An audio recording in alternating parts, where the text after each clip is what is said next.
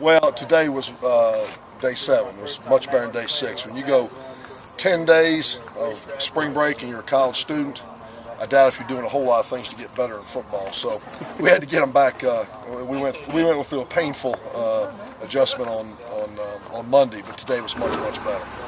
I thought the kids were much more physical up front. Until you look at the tape, you don't know for sure exactly what's going on. But I thought offensively we executed much better today than we did on Monday. Much better. After 4 or 5 days in practices now, are you seeing some of the guys start to develop into who your starters are?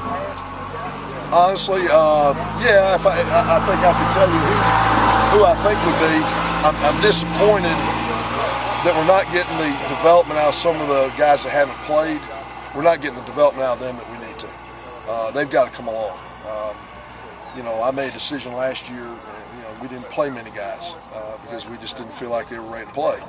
So now all of a sudden they've got to get all that game experience and practice, and that's not easy to do. And so I'm really having to challenge them. They got to come along. Our second unit has got to. They've got to grow up a little bit. I think they're capable. They're just not there yet. And every repetition in practice is precious right now to getting them better. Of the veterans, were those guys stepping up to? Yeah, I think so. I'm one of these guys. I'm not really ever pleased with everything everybody does, and I think what you have to guard against guys that have played, like a Chaz Hine and a Jeremiah Warren, and those two in particular. You got to guard against, truthfully, the lack of competition. They know the system. They've done it. They've won bowl games. They've had a big winning season. They've done that, but they got to challenge themselves to be better. To be maybe an NFL type guy. I got to challenge them as to be more leaders as opposed to just being good players. So they've got things to work on. So it's not like there's a couple guys that have arrived. There's a couple guys that have played and are good players. But now if they want to take that next level, they've still got to step it up a bit. Is there any of the young guys that have caught your attention as? Yeah, there's several that have caught my attention. but I'm not ready to say it's a positive attention yet. Fair enough. Coach, for something like Warren, it seems like the question with Warren isn't whether he'll start, but where he'll start. He's a guy that could play guard. Yeah, right now he is a good tackle. He's a really good guard. And you'd like to say, let's keep it as it is and let some of those other guys grow up a little bit. Sure. And if they can handle it, now you're not moving two guys around because of one hole. He gets a few repetitions in individual just on fundamentals of tackle. And as we go, he may get some scrimmage work there, not much, but there's no question that if something were to happen or somebody didn't come along, he'd be the next guy. Yeah, we'd have to move out there. But to do that, one of those young guys at guard has to come along. So it's a double-edged sword when you start moving people. Edwards is a guy that has a window this spring. Obviously, he's getting challenged by some younger guys. What have you seen from him in these first He's trying.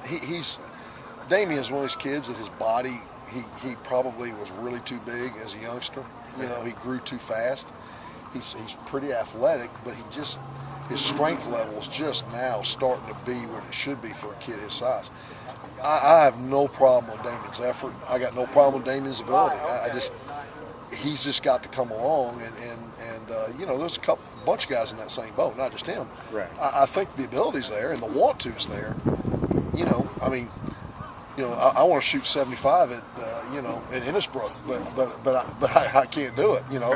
We gotta develop their abilities. I gotta do a better job of coaching. I got to make them better players, because that's all you've got. They're good kids and they've got some talent. And we just got to keep pounding them until they get it. That second line, even more so than last year, you'll go into the year with a second line that has almost no game experience. No. What can they do to instill confidence or to get confidence from you without that? I think go out and execute and practice on a consistent basis. They can't, and I don't mean to paint a bleak picture. It's just not. It's not rosy. Right, sure. They just have never played, and they haven't not coming along as fast as they need to when you only have 15 days. Right. But I think, to be fair, I think if you took a page and turned it back to this time last year, we're probably better as a whole group than we were a year ago.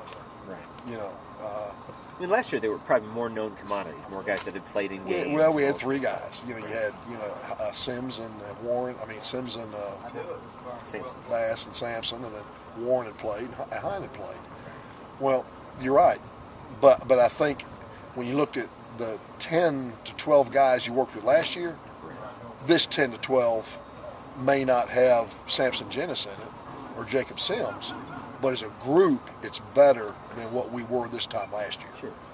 But that's not where I want to be. I don't want to win 8. I want to win, 12, 13. So that's where we got to go. Of the youngest guys, of like the kids that were redshirting last fall, are there any of those that have stood out to you? No, not yet. No. Not really. No. Still too. They're still way too early. Yeah. Are you Alrighty, feeling- guys. Okay.